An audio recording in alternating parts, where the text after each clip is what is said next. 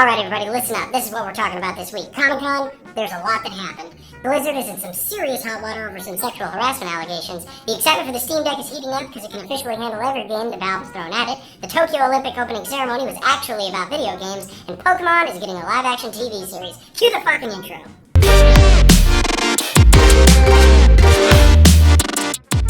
Thank you very much, Inoki, for that lovely intro. You're welcome. Alright guys, just like Inoki said, there is a lot that has happened over the last week. First and foremost, ComicCon. You guys, so many incredible films, television shows, and promos and things like that for different games and everything in entertainment got released over the weekend. There was a lot to talk about. Netflix unveiled its new teaser for Army of Thieves, which is a prequel to the recently released Zack Snyder's Army of the Dead. Newest trailer for Walking Dead Season 11 dropped, and Wheel of Time officially confirmed they were going to have a November 2021 release date. You guys, this is a big deal. Shut up, sirens, I'm trying to talk. Also, something that happened over the weekend. Also, Jesus, come on guys, really? You know what? I know there's a fire, but I'm busy. Could you not? Blizzard is in some serious hot water. The California Department of, what's it called? California Department of Fair Employment and California Health, Jesus.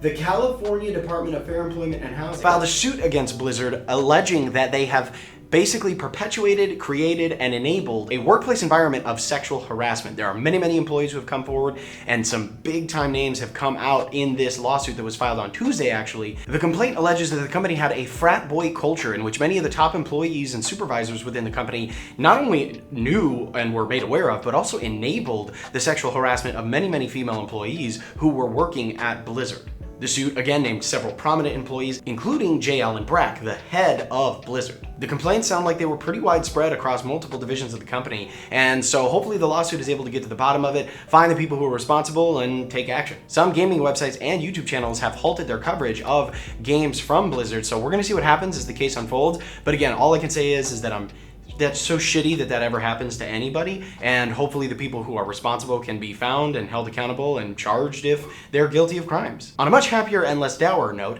the excitement for the Steam Deck is heating up. Valve announced over the weekend that they've been doing a lot of testing with the new hardware and says that it's been able to handle every single game that they've thrown at it, including sort of reaching a target threshold, or rather like sort of floor of 30 FPS on some of those major games. Now, some performance sort of gung-ho people have come out and said that they're worried about, higher frame rate performance because that's one of the chief advantages of gaming with a PC. But Valve has said that that's sort of like their base level threshold, and that it'll be able to perform even better with many of the AAA titles that we know and love. So again, I'm just excited to see how this goes. I mean, everything that I've seen that's coming out about this new piece of hardware has been more and more exciting, and it might be like the next thing. It might be a really big game changer in terms of gaming and the way that we think about mobile gaming. So hopefully it performs as we hope it does. And you guys, the Tokyo Olympics opening ceremony actually featured so many soundtracks from popular games. Some of the ones that were featured included Sonic the Hedgehog, Final Fantasy, and Dragon Quest.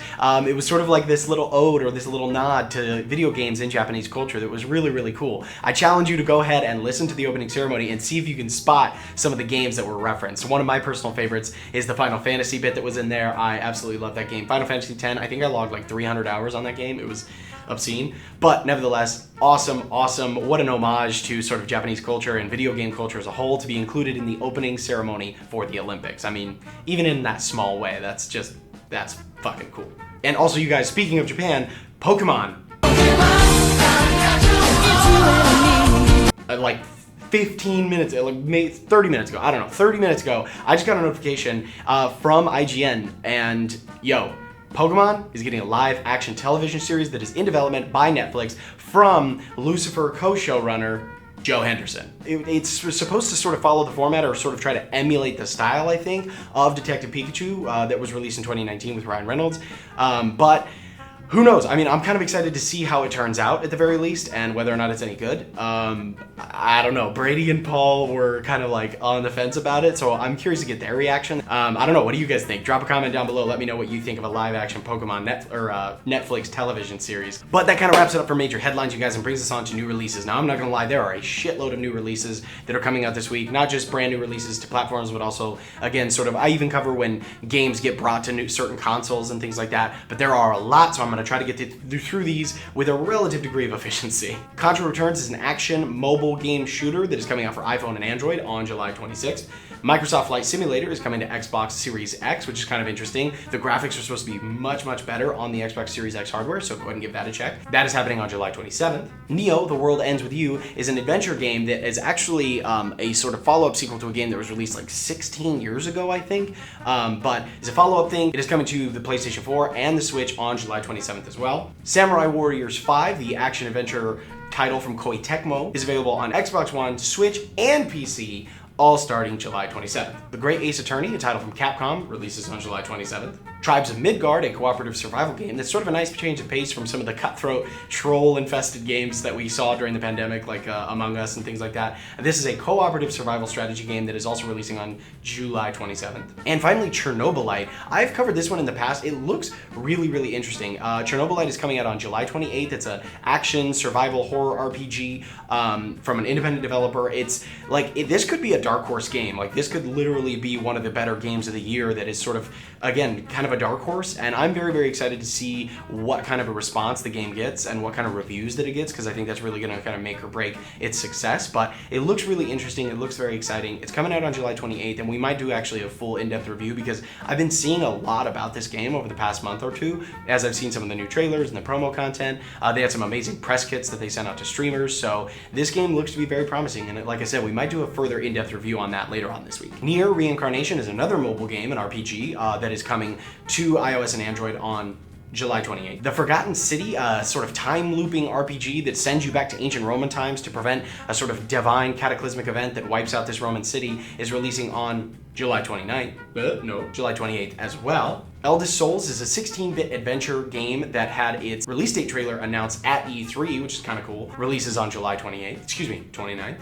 The Ascent, which is an action RPG that has you sort of battling upwards through a corporate-owned city gone mad, releases on July 29th. And finally, Alone With You, which is a sci-fi romance that IGN called charming but forgettable, was originally released in 2016, but is coming to the Switch this month on July 30th. And that wraps up all of the new releases that are happening, you guys, just in the next 7 days. That's 12 titles, some of them not brand new necessarily, just coming to new consoles, but many, many brand new titles in gaming, all coming out this week. But you guys, that wraps it up for new releases. There's not much in the way of updates that are coming out this week on any of the major games that we follow here on the channel, so that just brings us right into film and TV. And film and TV had a big weekend, you guys. Obviously, ComicCon, which originally started as just, comic books and sort of this interesting small event for nerds, has now grown into like this massive pop culture event. And so so many major studios are using ComicCon to do new releases, new trailers, and they have been for the last several years, but nevertheless, a lot happened.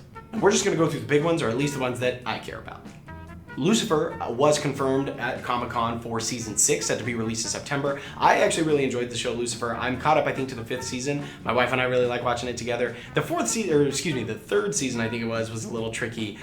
There was definitely a period of that show where the writing got real bad, and you just kind of had to stick it in and tough it out. But from what I've seen, it's gotten much, much better ever since Netflix took over, I think after season 4, and I have really, really enjoyed it. So be sure to check that out, dropping September. The biggest thing, perhaps, that I was most excited about that came out of Comic-Con over the weekend, you guys, is the Wheel of Time officially announced that they will have a November 2021 release. I think I've gushed about these novels before, you guys. I've read them like 3 times through. I'm a huge fan of the series. And I'm so excited for this television show. I just hope they do it justice, and because it's remarkable. It's an incredible series, at least to me. I grew up reading those books, so while they have their flaws, I enjoyed the stories very, very much, and cannot wait for the television show to come out. Again, hope they do it justice. Also, the second trailer for Dune dropped, another novel that I was a really big fan of and read. That dropped at Comic-Con over the weekend, so that's, again, a very, very anticipated film, and it looks really, really cool. Also, the first promo for the new Dragon Ball Z live-action movie dropped. I'm going to be putting all the links and everything to all of the trailers and stuff in the description below, so you guys can click on them and go check them out. But absolutely, a lot of things that happened over the weekend at Comic-Con, a lot of big reveals, and very, very excited for what's in store in the future for film and TV. But that wraps it up for film and television, guys. It brings us on to our setup spotlight. Now, this setup spotlight is brought to you by none other than Reddit user TheoryXL. I really like this space. It's not as big and expansive as a lot of the spaces that I've covered in the past, but it's just this awesome little nook that he appears to have. Almost looks like I think he built it in his closet, which is just so cool. What a way to like turn that space into a private space where you can game and have fun, and it makes a good use of the existing footprint of the house. I love the color palette in this one, the little pegboard on the back and the organization that he has. It's just very aesthetically pleasing to me, super minimalistic, and I absolutely love the setup. Thank you so much for sharing your setup with us, Theory. You're doing it right, man. Congratulations. It looks great. But that wraps it up for the G-Mineo weekly update, you guys. Be sure to drop a comment down below. What are the things that you guys are most excited about? Are you excited about the Wheel of Time? Are you excited about the new Dune trailer that dropped? Are you excited about the Pokemon live action thing that's coming out, the Dragon Ball Z live action movie? I mean, what are you guys most excited for? Is there anything from ComicCon that happened that you guys are really looking forward to? Let me know in the comments down below. If you are not already, make sure to like, make sure to subscribe so you never miss an update that I do here at the G-Mineo channel. We've got a lot of exciting content coming out for you guys in the near future. Some more reactions that are coming out to some of the new Apex stuff. Lots of exciting things that are coming out from the channel. So thank you guys so much for your continued support. We absolutely love you guys. Thank you so much. And as always, game it till you make it. I'll catch you in the next one. Bye.